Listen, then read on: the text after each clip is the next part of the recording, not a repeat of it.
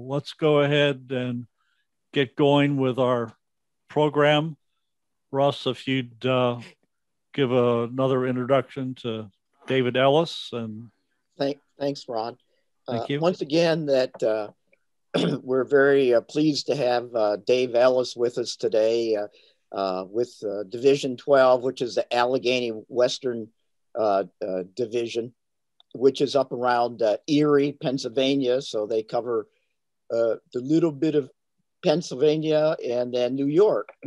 And, we all, this last year, kind of are disappointed that we can't have these meetings face to face and so on. But on the flip side of the coin, if it's not for Zoom and this type of meeting, we would have never been able to get Dave to come all the way down here from Erie, Pennsylvania. So, Dave, thank you very much, and I'll let you take it away. A little bit of information. If anybody wants to take a look at my blog, it's got some information about backdrops. And there's one or two slides where another member of Division 12, Dick Bradley, our one master model railroader, lent me a photograph and talked a little bit about what he did on his railroad.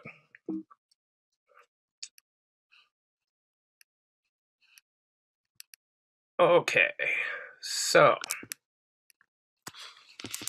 not nervous, my hand's shaking.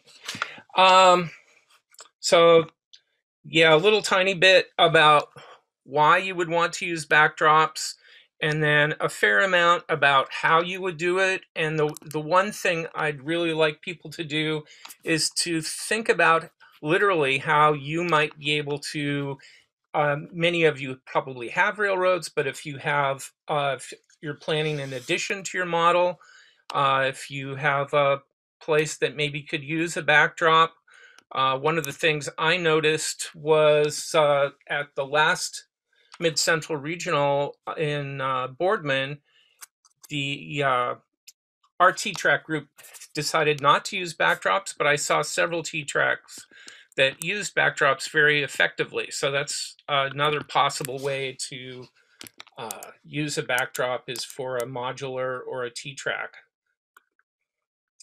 And then towards the end, I will switch over to some tips and tricks about improving the backdrop or right from the beginning planning to make it a little more realistic.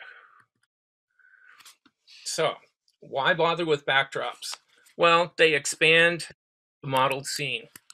On the left, these are shots from the Booth Bay Railway Village in Maine.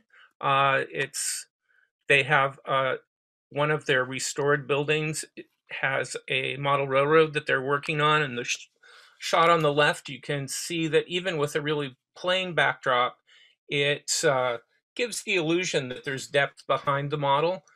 On the right is the attack of the 500-foot woman. Backdrops hide the giant people and the clutter. Many of us, I know I have lots of clutter in the railroad room. The backdrops help hide the clutter as well. Come on, there we go. Still with sort of the whys, there was an article by one of the pundits, Lance Mintime, back in 2017, and he suggested that one of the four cornerstones of realism is an effective background with a backdrop. He is a proponent of keeping it simple, the KISS method, just a simple blue surface, and he also is a proponent of having a low horizon, keeping your structures that are part of if they're part of the backdrop, short. And he starts talking about some of the pitfalls. Waterways and roads going directly into the backdrop are always kind of a problem. So now we're going to talk a little bit about, well, we're not going to, I'm going to, sorry, how you could use backdrops. And again, I'd really like everyone to try to think about how this might apply to you. Something you've done that was effective, something you might consider doing in the future. So one approach is directly on the room wall. Much more effective if you have a wall board, if you're like in a spare bedroom or something. Painted concrete block always looks like painted concrete block. It never really looks like the sky. Again, on the back of a module, T-track, for example, I initially went into it thinking T-track was, it's always low, it's always at the tabletop. Backdrops lose their effectiveness, but again, at the show in Boardman, I saw a couple of T-tracks where the backdrop on those T-track modules, there was a series of 3 or 4 together. That backdrop pulled it all together and really made it much more effective. If you have a peninsula or a smaller layout, backdrops certainly work as a scene divider. I'm sort of pushing right now the coving the corners, particularly the wall corners. The ceiling is, frankly, it's too hard to do a 3-way cove with the ceiling, but with the wall, it's really helpful. It makes it look like a museum display. Another possibility is to layer the backdrop. By that, I mean, you can have one backdrop and then maybe some staging or some hidden track and a second partial backdrop in front of it. That backdrop might just be like building flats. Okay, here, there are all kinds of different materials you can use, and what is really best, well, in my opinion, what's important is to think about what's going to be best for you. Sort of creating your own mental matrix grid. Cost, obtainability, how easy is it going to be for you to get this material?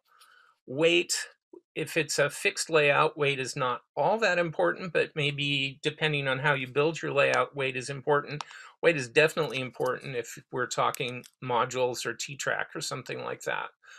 Flexibility is important. There's a place where it's just right.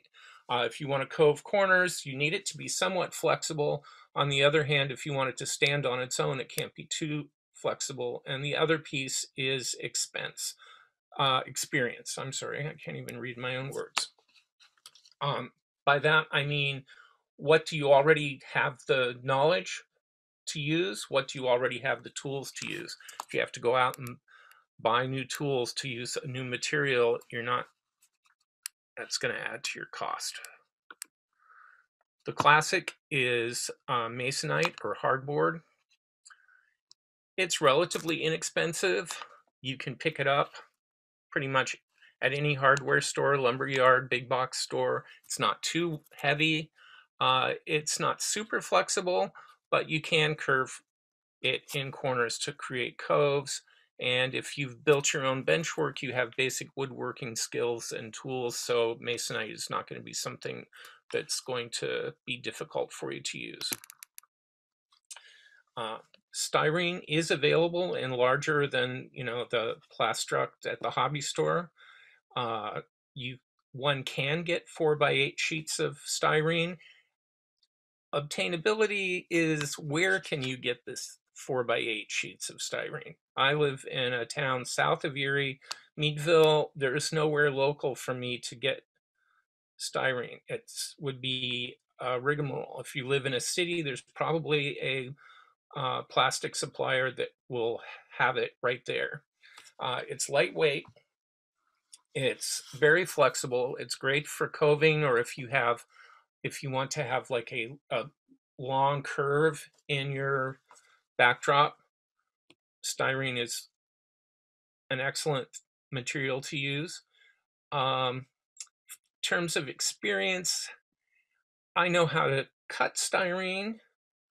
I would know how to, I'm not sure how I would approach fixing a seam in styrene. I don't have the material or knowledge. Still, it's worth thinking about.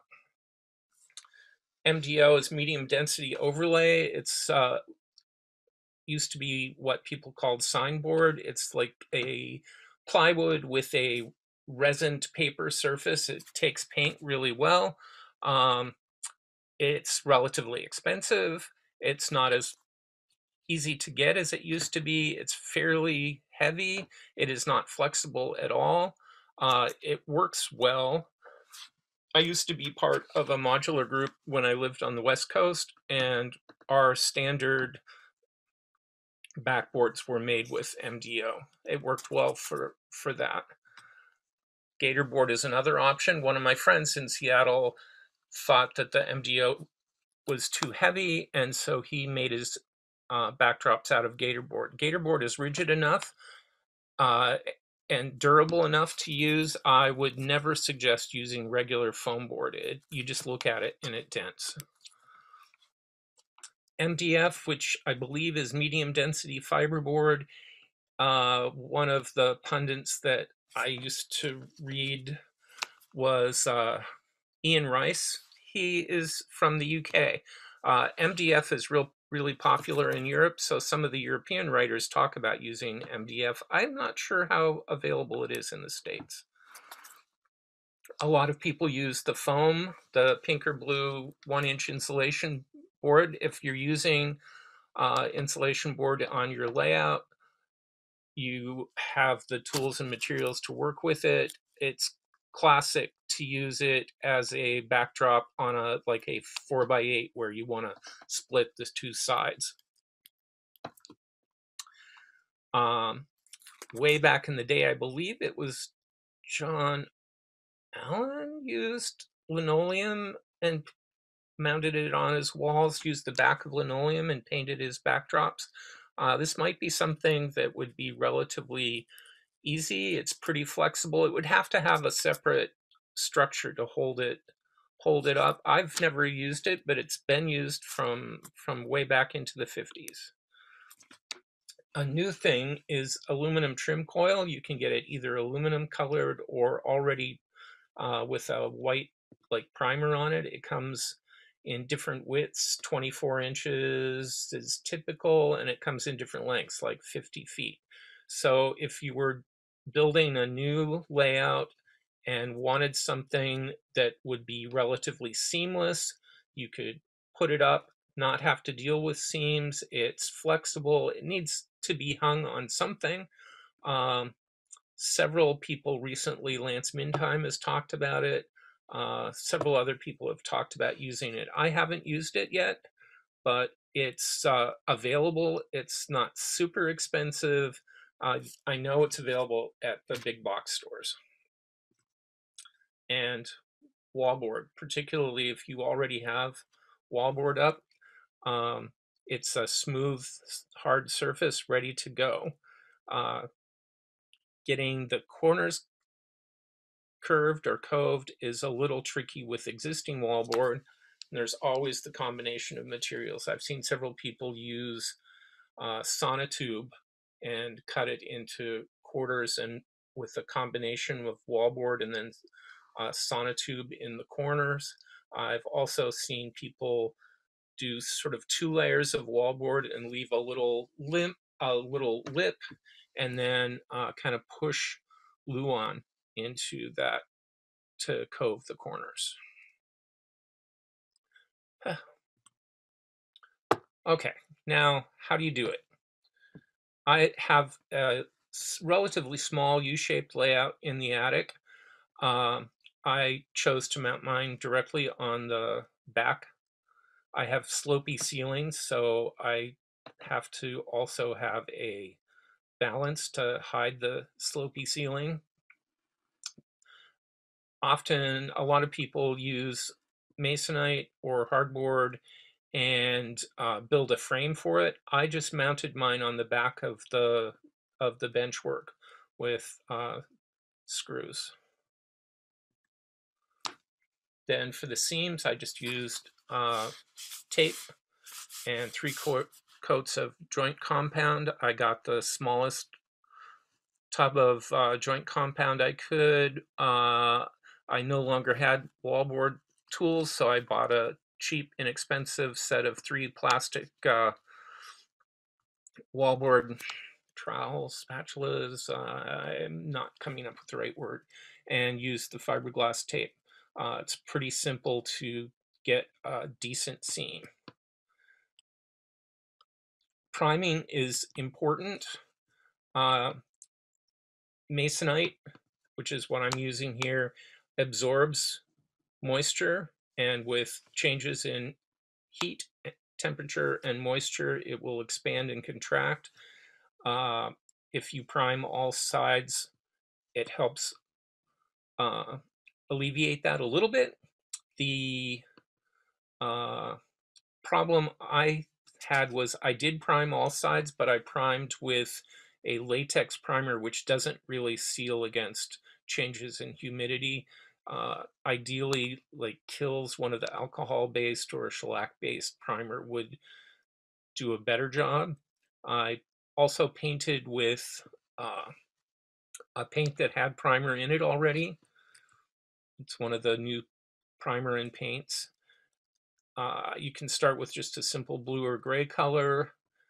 I also did the technique of fading it into white at the horizon.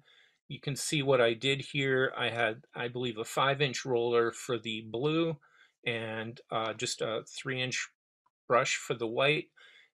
Did it wet on wet. I only went about 3 feet in width.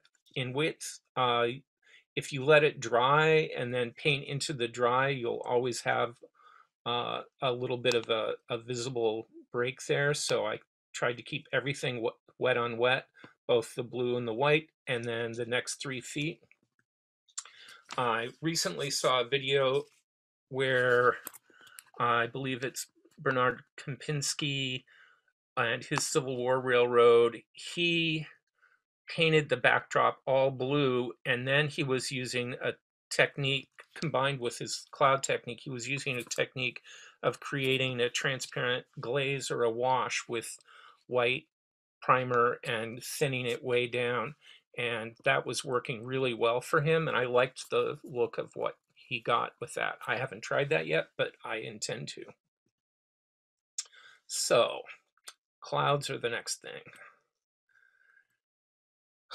Maybe you don't want to try clouds. Maybe just a real simple fade into the white.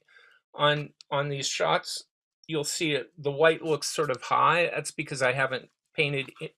I'm just doing the white and the blue, and I haven't painted any of the distant materials yet. So if you want clouds, since I guess what, the 80s or 90s, there have been stencils and then rattle can flat white, and you move the stencil all around. Some people are able to get pretty good cloud results from that. They always look a little cartoony to me, but that's just me. I've seen videos where people have used airbrushes to create different kinds of clouds. Usually that looks pretty successful, but it's like, it seems kind of difficult if I'm not that experienced with the airbrush. I use it a little bit. You can paint clouds. Again, in the resources, I'll show a link to a video where Bernard Kempinski was painting clouds. I think his came out pretty successfully. I just wadded up a paper towel, and as I was moving along my little line between the white and the blue where they fade together, I just blotted it a little bit with a paper towel. It worked surprisingly well for me. It's transparent. It doesn't have hard edges. It's subtle, but in my opinion, clouds should be fairly subtle. Okay, speaking of my opinion, we're really getting into my bias here. I have more of a bias towards using a painted backdrop rather than a photo backdrop, but I'm seeing more and more hybrid techniques where people use both very successfully. So you can tell it's a bias because I'm using one of those opinion words. Works best. Painted backdrops, they're easier to do with natural subjects that don't have hard edges, hills, fields, and trees. Many experts, in air quotes, recommend using painted sky, even with a photo backdrop. With the photo backdrop, anytime you have a seam from one photo sky to another, there's a seam. And if you look out the window, there's never a seam in the sky. You also save money. The complete photo backdrops are pretty expensive. If you're painting or using photo backdrops, again, in my opinion, there's a continuum between really cartoonish and like super photo realistic, overly detailed. In my opinion, the details should be close to you. If you look outside, as you go back in space, you lose less and less detail. So if there's a super realistic, highly detailed photo of something that's half a mile away, you lose the notion of distance, which is what you're trying to do with a backdrop, is to create an illusion of distance. On the other hand, cities and buildings are very difficult to paint realistically, or they're more difficult to paint realistically. Photos do work pretty well for that. And again, I'm seeing more and more people using sort of a hybrid technique where some of it is painted and some of it is photo. The one caveat is to try to avoid conflicting perspectives. I'll try not to go on and on about perspectives today, but really picture looking at someone's layout, and there's a building sort of to your left, and it looks like it has a vanishing point. It looks like the lines are going towards one vanishing point. And if you looked at a building to your right, it looks like that building's vanishing point is going to a different vanishing point. If you see both of those at the same time, it just does not look realistic. So my advice, many people's advice, is for buildings painted, photo, little backdrop fascias, try to have it be just a 90-degree flat, just looking at the front. Okay. I've rambled on about some of the hybrid models. There was a Model Railroader magazine in June of 2018 that really focused on backdrops. Tony Custer was one of the authors, and in his article, he talked about using Photoshop elements. Anything you need to do for your backdrop with Photoshop, you can do with Photoshop elements. You don't have to pay the price of full-on Photoshop. You don't have the super steep learning curve of full-on Photoshop elements. You can pick up for less than $100, and really all you need are the 3 tools from it. Cloning, which means you're like copying something and pasting it in somewhere else. So if there's something in your photograph that, like a modern car, and you don't need a modern car, or if there's a shadow that you don't want to be there, you can paste the non-shadow or just the wall over that. Skew is a tool that you use to straighten and make parallel lines. When you take a photo of something, almost always there's distortion from the lens, and you want the 2 walls to look parallel. And paintbrush just means you can change colors. He also talks about old school cutting and pasting. And all you need for that are a hobby knife, pan pastels, and spray adhesive. He, like many other people, recommends Super 77. Paul Dolce also had an article in that same magazine keep photo prints short and with a low horizon line. And he really went into this notion of locating these bits of photos between three-dimensional elements. So if you have two buildings that are sort of next to each other, in between them having a short photo that extends that scene that those buildings should be set in.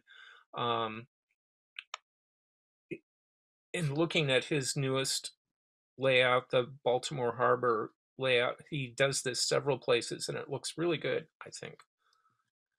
He talks about using structure flats. In fact, he builds many of his buildings with photos that he layers.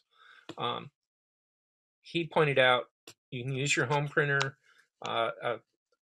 just a good quality matte paper, cut the sky off, touch up the edges so they don't look white, and then coating it with dull coat. Dull coat is becoming harder and harder to find. I won't go down the rabbit hole of what we should use instead of dull coat. Okay, now we're talking about tricks and tips. As I said, I used to be part of a modular group. These photos are from my modules. The problem with using a backdrop with modules is typically they're just at tabletop height, so you're looking down at it, so it's really hard to disguise the scene between the backdrop and the tabletop, essentially.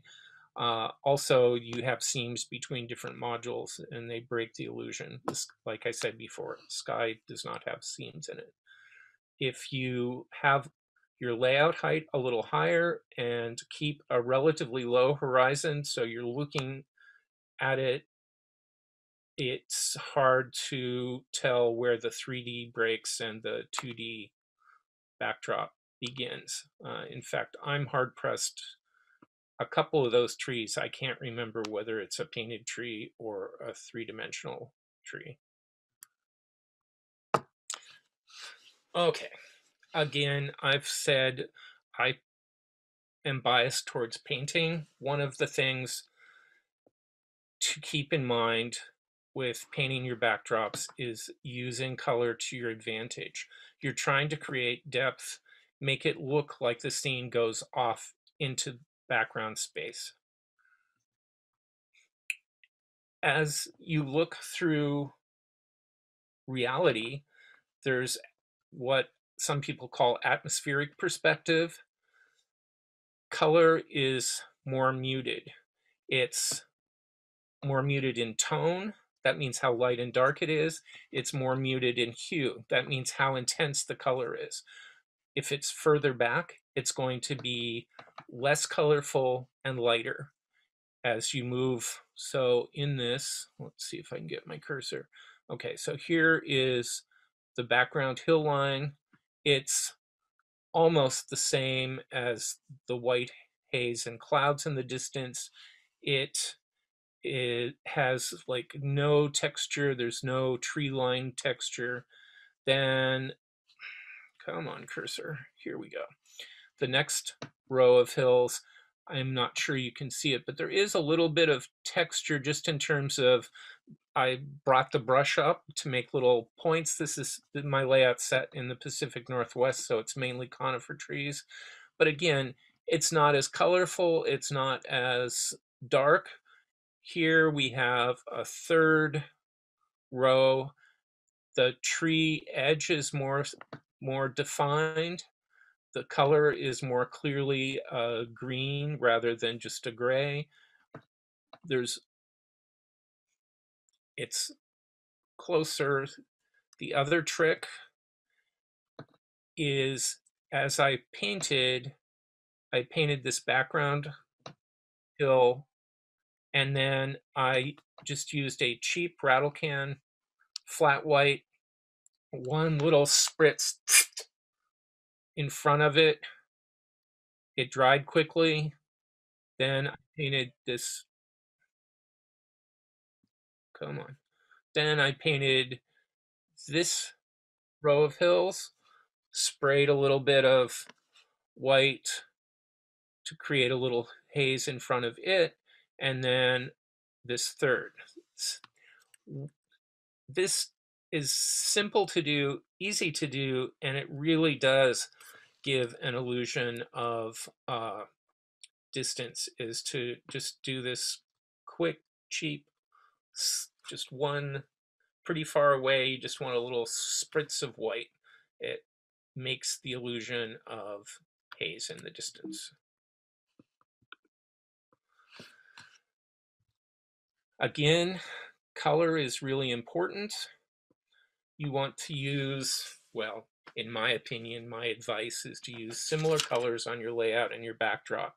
One of the tricks is this, your sky color, whatever blue you choose, whatever gray you choose, use a little bit of that as you're mixing other colors. So these hills, I have a little bit of painted detail back here, but these hills have some of that same blue in them. Even the greener grays are starting to have a little bit of the brown earth color, just a little bit of it that I used. As you start developing scenery, 3D scenery, make sure the colors are in the same range as your backdrop. So when you're picking out your backdrop colors, if you already have ground foam or whatever scenery materials you're using, if you already have those colors chosen, use colors that match those. If you do your background first and you're then choosing your scenery, your ground foam, make sure your ground foam is in the same kind of range. The other thing I recommend to do if you're doing a lot of backdrop at a time, you have your sky color, you have your ground earth color, whatever you're using. Mix up 2 or 3 other colors for hills or trees, whatever's going to be in your low painted area. Being sure to use some of those colors when you're mixing those other colors. So you just have your sky, your earth, and 2 or 3 sort of in between colors. Okay, problems. Just as you don't want to see a seam in the sky, you don't really want to see a shadow in the sky. Shadows on the backdrop are problematic at best.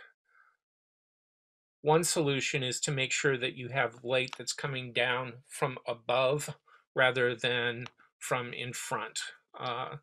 In this case, when I tried using this building, it's creating a shadow because the main light source is not above it. I've since added lights directly above. It helps kill a lot of that.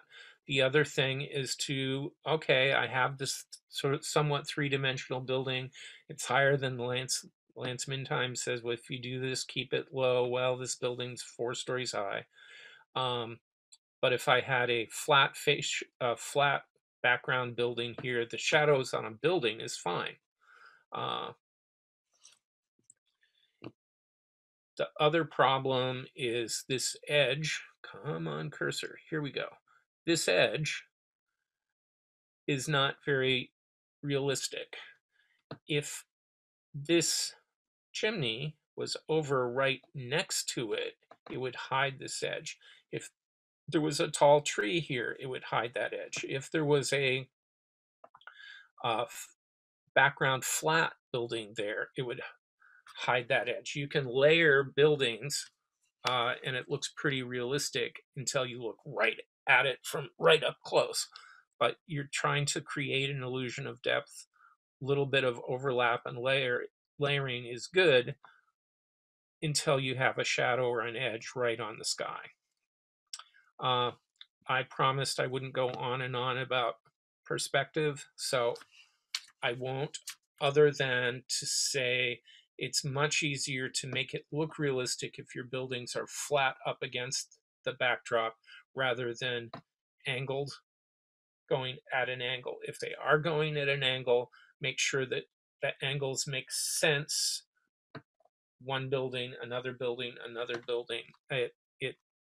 You don't want to create an MC Escher kind of illusion. It'll just distract at best, destroy at worst.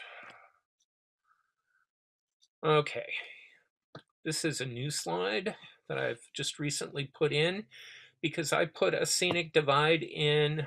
My corner isn't coved. We've got this seam in the sky, not realistic. I need to come up with some way of coving or hiding this as I add three-dimensional trees to this, hide this corner. Another problem with backdrops is if when you have a hole in it, it's really hard to hide that hole. There typically aren't holes in the sky or in the forested hillside. My intent is to have some three-dimensional trees here and some foliage around here, make sure the lighting is, in this case, it's brighter through the hole than it is here. It's not the light at the end of the tunnel, it's a hole in the forest. That's not realistic. Yeah, some problems. I have two corners of my U-shaped layout that I planned on having coved corners from the beginning. If you look at this, it doesn't look like this is a corner because there's a wide coved angle in the hardboard. It happens that this is like a sort of a signature scene. I mentioned that my layout is set in the Pacific Northwest. This is Mount Baker. My layout is freelance, but it's set in a real place. If you're familiar with it, this helps set the scene. It does not look like a corner. You can tell sort of from the fascia that there's a corner here, but in hindsight, I planned well for my main layout corners. I did not plan at all really for the scenic divide that I showed a slide before, and it's not working for me. I'm very dissatisfied with it. Coving the corners is, I'm realizing, is key to making a backdrop look more realistic, give the illusion of depth. A big problem that everyone has is here's our backdrop, here's our layout surface, there's a 90-degree angle there, hiding that. Some sort of bump in the three-dimensional landscape really helps. And as an aside here, I'd like to point out that especially these two trees are in the same color range as the backdrop. And I'd also like to point out, where are the shadows? The shadows are under the trees. It makes it look realistic. That's where you'd expect the shadow, not on the sky. Excuse me. I think I mentioned before, another big issue is where things like rivers and roads bump into the backdrop. This is a photo taken floating. It's like a helicopter view over the back of my layout. You would never really, unless you were investigating, you would never really see that. Again, obviously this is before the water's poured or any of the ground foam or shrubs or bushes are in, but every time I see this technique used, it seems effective to me. Turn the waterway so it goes behind a hill, so you're not really seeing, when you're out in front and you're looking at it, you never see this river go into the 90-degree angle of the backdrop. If I was going to use a mirror, a small mirror put in right about there at that angle, it's angled so it would reflect the river and this little bit of hillside, once it has ground cover and trees, that would be effective. You never want the viewer to be able to see themselves in the mirror. But this is a place where one could use a mirror. Roads are sort of the same situation. You want them at an acute angle. You want them to turn and go behind something. On this module, can't really see it, but the road goes straight in and then it turns and there's a building that it goes behind here. If you are going to have the road go into the hillside, or I'm sorry, into the backdrop, have the road go up and then dip. Can have it disappear behind things. And I just like to point out that this little rise back here and the tree color complements the background. It makes for an illusion of depth and realism. This is Dick Bradley's photo and his layout. He's another member of Division 12. He's our one master model railroader. Okay, here he has a road that's going directly into the backdrop, but he has a bit of a photo backdrop behind here. Again, it's like Paul Dolce was talking about. It's tucked in behind, between these two three-dimensional objects. It's a low horizon.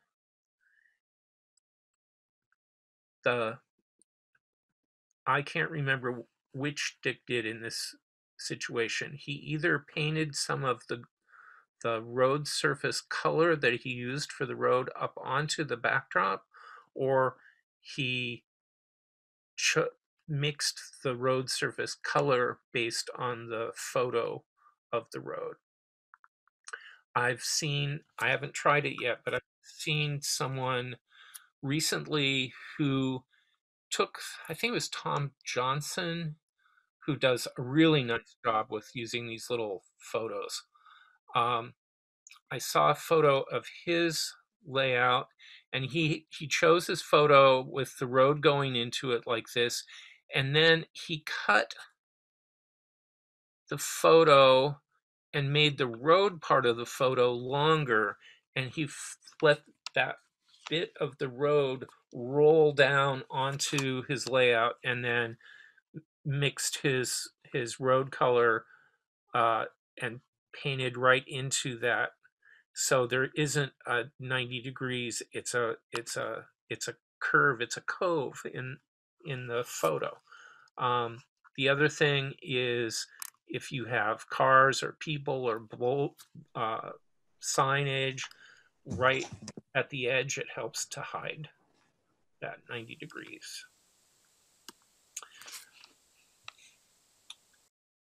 In hiding the 90 degrees, berms and gaps, I'm going to recommend another NMRA. I think it's one of the EduTrain presentations.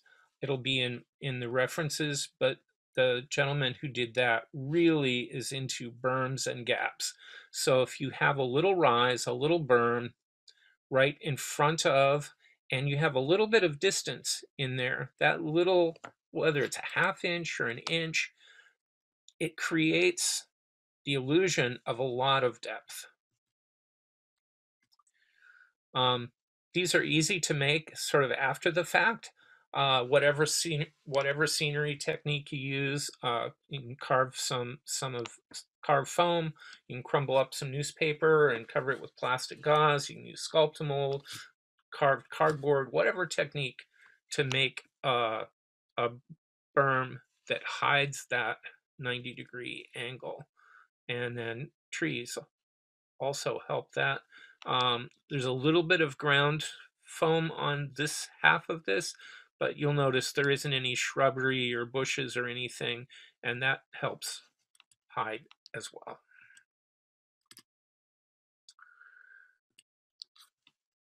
Okay. Natural features, in addition to the berms, you can create what are called some people call profile boards, where you're actually making a pretty much flat, but you cover it with, it's hill shaped, and you cover it with some sort of ground foam, or I think Woodland Scenics has this material called foliage that's like ground foam on a netting. Like I said before, can create tree lines. One person has sort of popularized, there's it's like a sanding material. It's kind of like that green fiber that you use, that's in a scrub brush, not a scrub brush, and a scrub sponge, and just tear that to make a tree line, trees and shrubbery themselves. Human features to hide that 90 degrees, building flats, fences, signs, billboards. Okay. On the NMRA members site, there are a number of clinics. This is an older clinic. It's from, might be the 2005 Seattle convention. There is a really nice clinic where the gentleman went ahead and demonstrated painting his backdrops at the clinic. Really helpful. Even if you're not experienced with painting, it's a great little tutorial. Yeah, Bruce DeYoung has a really nice EduTrain clinic. Again, it's on the members only site on the NMRA, about blending backgrounds and foregrounds. It has a lot of, it's really connected to going for the scenery AP. It uses some of the terminology from the scenery AP and how to successfully blend your background. Just the most recent Model Railroad Planning has an article, a nice overview for backdrops by Bernard Kempinski. There's that June 2018 special Model Railroader that I referenced before. There's a really nice book, Realistic Layouts by C.J. Riley, that came out within the last year. There's chapter 2 is really about secrets to lifelike backdrops. The Model Railroad Academy has, this is one of their free short videos for tips for painting backdrops. And just in the last month or so, Bernard Kempinski put up a link to this video for floating coves and painting backdrops. And it really focuses on painting clouds. It's a very,